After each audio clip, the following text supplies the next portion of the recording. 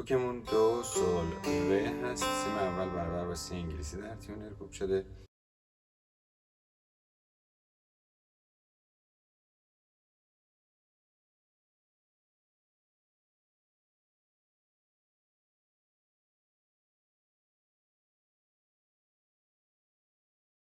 در این قطعه سی بمول و می کرون داریم. البته کتاب می بمول نوشته، یعنی دشتی رو تعدیل کرده. هم با می بمول میشه زد، هم با می کرون.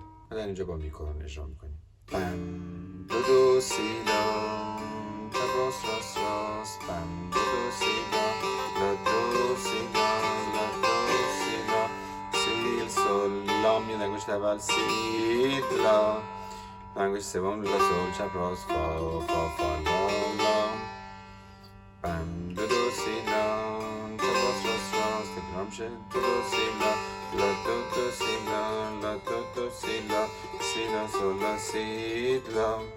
ریز میدیم از سی به دو.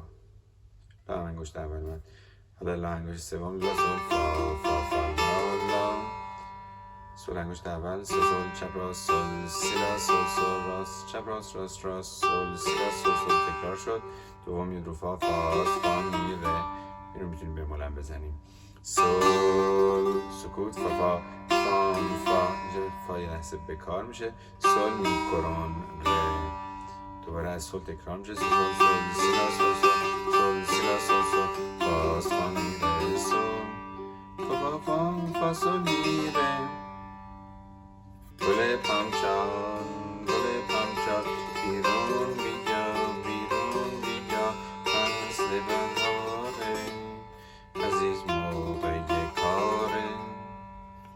شکوفانه شکوفانه، غنچه با شده غنچه با شده، بلبل سر داره، عزیز دل بیقراره. بیا دست به دست بدیم